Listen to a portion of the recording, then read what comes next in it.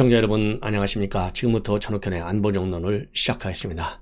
시청자 여러분들께서요 방송 보실 때 제 방송 꼭 구독 버튼을 눌러주시고 봐주시면 대단히 고맙겠습니다. 그리고 주변 분들에게도요 SNS를 통해서 많이 시청할 수 있도록 공유해 주시고요. 자, 그래서 윤석열 정부는 이제 공식적으로 출범을 했는데 성공한 정부가 되도록 우리 국민 모두가 정권 교체 이뤘지만은요 그것이 자체가 성공을 보장하지는 않아요. 그래서 윤석열 정부의 생각 이런 것들을 우리 국민 모두가 함께 공유하고 또 이 민주당 측의 반발과 비판 한마디로 말이 안 되는 경우가 굉장히 많지 않습니까? 이런 것들을 제대로 좀 알아야 되겠다라는 생각을 하고 있습니다. 자, 이번 시간에 첫 번째 뉴스는요. 중앙일보의 장세정 논설위원 상당히 중요한 칼럼을 하나 오늘 썼어요. 제목이 뭐냐면 군 장성 블랙리스트 있었다. 파행 인사 5가지 증거 이렇게 돼 있거든요. 그래서 지난 5년 동안 이 군 인사에 어떤 문제점들이 있었는지 그 결과 대한민국의 안보를 갖다가 지금 김정은의 손아귀에 바쳤다라고 할 정도로 이 안보가 말이죠. 시스템적으로도 무너졌고 그 다음에 군 정신기관 측면에서도 상당히 문제가 많다. 이런 비판이 나오고 있지 않습니까? 그래서 지난 5년간 문재인 대통령 대화를 통해서 한반도 평화 체제, 즉 한반도 평화 프로세스 이거를 진행했지만은요 결국 김정은한테 속았다. 이게 결론이잖아요. 그러니까 우선 핵을 포기하겠다. 포기가 됐어요. 오히려 늘어났고 그뿐만 아니라 핵을 선제 사용하겠다라고까지 대놓고 위협을 하고 있고요. 지금 이제 7차 핵실험 준비에 지금 올인하고 있는 상황이에요. 이것만 보더라도 지난 5년간 전쟁 한 번 없었다. 군사적 충돌 한 번 없었다. 이런 정권을 본 적이 있느냐. 지금 민주당 정부 인사들이 그렇게 주장을 하고 있지만 큰 숲을 보지 못하고 나무 몇 개만 보다가 대한민국의 안보를 송두리째 망가뜨렸는데 그 핵심 원인은요. 문재인 대통령의 생각 그리고 이 프레임 여기에 잘못이 있지만은 그 안에서 이제 하나하나를 짚어보면 군 인사가 원천적 이 안보 체제의 바탕을 무너뜨리는 요소가 됐다. 이렇게 지금 분석을 하고 있어요. 그래서 얼마만큼 이게 잘못된 인사를 했는지 여러분들께서 이해하기 쉽게 5가지를 지금 이 칼럼이 지적하고 있는데요. 우선 큰 틀에서 본다면 평화 타령에만 매몰됐잖아요. 그래서 2019년도에 발표한 2018 국방 백서에서 주적 개념을 삭제했습니다. 그리고 말이죠. 장교와 병사 갈라치기, 그 다음에 육사와 비육사 갈라치기. 그래서 군의 위계 질서를 흔들리게 만들고 그리고 민주당 정권의 입맛에 맞는 장군들만 발탁하는 정치 군인을 군지부와 요직에 대부분 앉혔어요. 그래서 군 전현직 간부들은요 군 인사 시스템을 완전히 붕괴시켰다. 이렇게 비판을 하고 있습니다. 자, 대표적인 것이 이제 김용우 육사 39기인데 육참 총장이 2017년도 9월에 일개 행정관을요 국방부 인근 카페에서 만났는데 이때 인사 지침을 받으려고 만났다. 그리고 또 그 다음에는요 또 인사 5년 내내 파행 인사를 거듭했다. 그리고 또 기무사령관 여러분들 목숨을 끊었잖아요. 그리고 이 기무사의 또 이 계엄령 타령 문건 이거 가지고 정치적으로 얼마나 또 활용해 먹었습니까? 이런 것들을 지적하고 있어요. 첫 번째 이 파행 인사 육해공군 상근 참모총장 인사 추천권하고 국방장관 재청권을 완전히 무력화시켜 가지고 청와대에서 직접 개입했다는 겁니다. 인사수석실하고 그 다음에 민정수석실에서 통상적으로 말이죠. 3군 총장이 후보자를 추천하면 국방부 장관이 제청하고 이를 토대로 청와대가 정무적 판단을 해서 군 장성 인사를 한다는 거예요.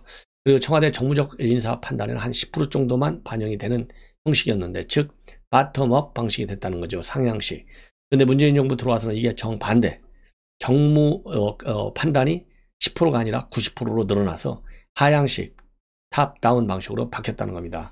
이러니까 이제 인사가 청와대 입맛에 맞는 인사가 되는 거예요. 그래서 안보에 있어서 가장 큰 문제점은요. 이 안보 관련 정보를 정치적으로 재단해 버리는 게 제일 큰 문제잖아요. 마찬가지 이 인사도 정무적인 판단은 그야말로 극히 일부 제한적으로만 작용이 돼야 되는데 정무적 판단이라고 하는 것은 여기서 뭡니까? 정권의 입맛에 맞는 사람이냐 아니냐 이거를 콕 찍어 가지고요. 파란색은 적합 그 다음에 노란색은 부분 적합, 부분 부적합, 완전 부적합은 빨간색, 이렇게 색칠을 해가지고 인사를 했다는 거예요. 그 다음에 이제 두 번째로는 말이죠. 환경부와 같이 일반 행정부처뿐만 아니라 군 인사에서도요, 이른바 블랙리스트가 있었다는 겁니다. 그래서 이 블랙리스트의 기준이 뭐냐? 대북 강경파이냐, 아니면 좌파 정권과 코드가 맞는 반미 성향이냐, 이게 가장 큰 이 기준이었다고 합니다. 그래서 이번에 육군 국방장관 후보자로 지명을 받은 이종섭 이 장관의 경우에는요, MB 때 중용했다는 이유로 낙인이 찍혀가지고 합참 차장에서 한직인 국방부 육군정책연구관으로 밀려났다고 그래요. 그래서 결국 2019년도 3월에 군복을 벗었다는 겁니다. 그리고 이재수 기무사령관 2018년도 2월에 유서를 남기고 또 숨지는 비극도 있었어요. 검찰이 집중 수사를 받았잖아요. 그리고 세 번째, 한미동맹을 앞장서서 지재온 육사 출신의 엘리트 장성들을 요직에서 배제하거나 승진해서 탈락시켰다고 합니다. 그래서 기존에는 육사 대 비육사 장성 비율이 대체로 8대 2였는데요. 기계적 균형을 맞추다 보니까 문정부에서는 5대 5로 되어 있어서 군내 상당한 불만이 있었다는 겁니다. 그래서 군내 다수이자 주로 육사 출신들이 해왔는데 이 자리를 쫓아내고 해공군과 학군 출신 3사, 비육사 출신을 많이 앉혔다는 거예요. 그래서 첫 국방장관에는 송영무 해사 27기, 그 다음에는 정경두 공사 출신 30기, 그리고 합참의장 자리도요, 정경두 박한계 학군 21기, 그 다음에 원인철 공사 32기. 그래서 육사와 육군 출신이 대거 밀려나는 인사. 그 다음에는요, 기무사를 해체하고 안보사로 바꾼 조치도 이 정치 권력이 군을 장악하려고 하는 시도의 일환으로 평가를 하고 있습니다. 예. 자, 그래서요, 뭐라 그럴까. 2014년도 세월호 사고 당시에 대민 활동을 민간인 사찰로 몰았고, 그리고 2016년도 촛불시 국민에서 작성된 계엄문건을 쿠데타 모의로 부풀려서 정치적으로 이용했다. 이런 비판을 받는다는 겁니다. 그래서 재판에서 대부분 무혐의나 근거로 나왔지만은 이런 논란이 계속되는 와중에 안보사령관 자리는 남영신 학군 23기, 전재용 공사 36기, 이상철 학군 28기, 사령관까지 모두 비육사, 비육군 출신이 차지했다. 그래서 이 중에서도 남영신 장군이 최대한 이 인사의 최대 특혜를 받았다는 겁니다. 그래서 군내 비주류인 학군 출신인데 문정부 들어서요, 2019년 9월 창군 이래 첫 비육사 출신 육군 특전사령관, 2018년 8월 기무사령관, 그리고 한 달 후 2018년 9월 안보사령관, 2019년 4월 지산작전사령관, 2020년 9월 육군 창설 이후 최초로 학군 출신 육군 참모총장의 발탁이 됐다는 겁니다. 그래서 파격적으로 초고속 꽃길 보직만 5년 내내 걸었고, 그러다 보니까 남통장하고 근무 인연이 있어야만이 출세할 수 있다. 줄대는 군인들이 상당히 많았다라는 말까지 돌았다는 겁니다. 자, 그 다음에는요, 네 번째는요, 이 9.19 군사합의 체결 과정에서 육사 출신 중에서도 말이죠, 정권의 정권에 협조적이면 최대한 배려받고 구제받는 끝까지 보직을 챙겨줬다고 그래요. 그래서 9.19 합의면 작성 실무는 북한통으로 불려온 김도균 국방부 대북 정책관이 맡았는데, 그때 이 작업을 하는 바람에 굉장히 발탁이 빨랐다는 겁니다. 그리고 서욱도 합참 당시에 작전본부장, 그리고 안준석 합창 작전부장, 이분들이 국방부에 다녀온 뒤 평양으로 합의문이 보내졌다고 합니다. 그래서 예외 없이 큰 보상을 받았다. 김도균 정책관 같은 경우에는요, 야전 사령관 경력도 없는데 2020년 5월 3스타 중장으로 승진해서 육군 수방사령관으로 영전했고, 서욱 작전본부장은요 2019년 4월 대장으로 승진해서 육참 총장으로 영전하고 다시 1년 만에 국방장관 발탁. 그 다음에 안준석 작전부장은요 2018년 11월 중장 진급에 2020년 9월 대장 승진해서 지상 작전사령관에 발탁이 됐다고 합니다. 그리고 기무사 해체 과정에서 논란이 많았던 이석구 기무사령관은 전역 이후에 UAE 대사로 나갔다는 겁니다. 그 다음에 이제 마지막으로 다섯 번째 요인은요, 육군이든 비육군이든 호남 출신은 최대한 중용했다. 이러한 또 이 문제점을 지적하고 있어요. 586 운동권 출신이자 장흥 출신 누굽니까 이게? 바로 임종석이잖아요. 그래서 임종석이 막강한 영향을 행사했다는 겁니다. 김용우 육참총장, 그 다음에 또 육참총장을 지낸 서욱 국방부 장관이 대표적이 합니다. 그리고 김정수 해군 참모총장 임명 때는요, 군인사법 제24조 2항에 명시된 임기제 진급 2회 제한 규정까지 깨면서 임기제로만 세 번씩이나 진급해가지고 편법 논란을 야기했다는 겁니다. 그리고 문 대통령이 밀어붙인 항공모함 사업을 주도한 데 대한 보훈 인사다, 이러한 이 비판이 있었고요. 박인호 공군참모총장도 호남 인맥이다, 이런 평가를 받는다고 합니다. 이렇게 해서요, 지금 이제 군 내부 인사 한마디로 이제 엉터리가 됐다는 거죠. 그러려면 어떻게 이거를 치유해야 되겠느냐? 대안으로요, 이 장돈솔 위원은 5가지를 제시하고 있어요. 첫 번째, 군 인사, 군 전문가에게 돌려라. 그래서 추천권은 각군 총장, 제청권은 장관. 그러니까 옛날하고 똑같이 돌아가라는 것이죠. 둘째, 정치군인이 발붙이지 못하도록 철저한 능력 위주의 인사. 육사라고 배제해도 안 되고 비육사라고 해서 우대할 이유도 없다. 셋째, 특정 지역이나 군종 출신한 이유로 배제하지도 말고 요직을 독식하지 않도록 하고 역차별도 차단해야 한다. 넷째, 군의 위계를 다시 세우고 투철한 국가 간과 안보의식으로 재무장해야 된다.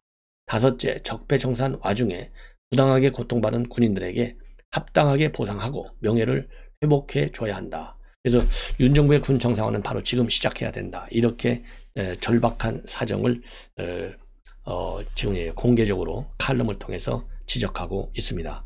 그래서 이 윤석열 당선인 지금 이번 임명할 적에도 항상 실력 했잖아요. 그래서 실력 중심의 인사가 되지 않을까, 이런 기대를 한번 해봅니다. 자, 이렇게 해서 이제 군 인사 파행의 원인 진단을 해드렸고, 이번에 이제 또 하나 지금 보도 나오는 바에 의하면요, 지금 청와대는 말이 들어가겠죠. 대통령실하고 지금 일단 하고 있는데, 윤석열 당선인이 새롭게 청와대에 설치하는 기관이요, 바로 민간합동위원회예요. 이 민간합동위원회, 즉 정부 인사들하고 민간 전문가들이 공동으로 중요한 정책은 발굴하자, 이런 취지하에 처음으로 윤석열 대통령이 도입하는 제도가 대통령 민간합동위원회입니다.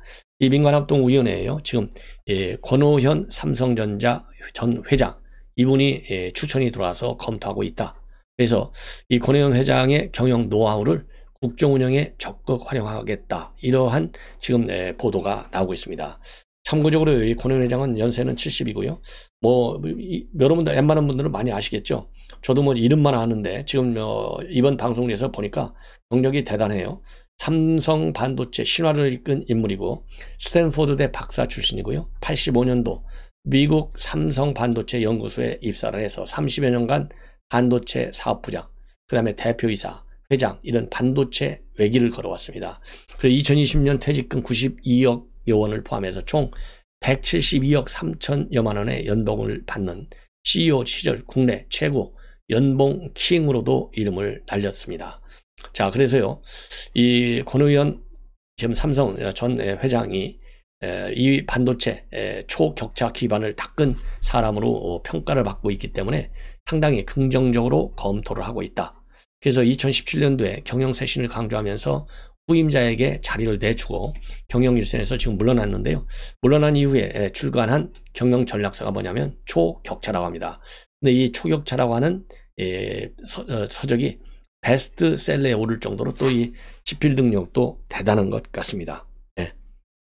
그래서 작년에 말이죠, 이 권오현 회장이 방송에 출연해서 급변하는 시대에는 패스트 팔로우 전략만으로는 생존할 수 없다.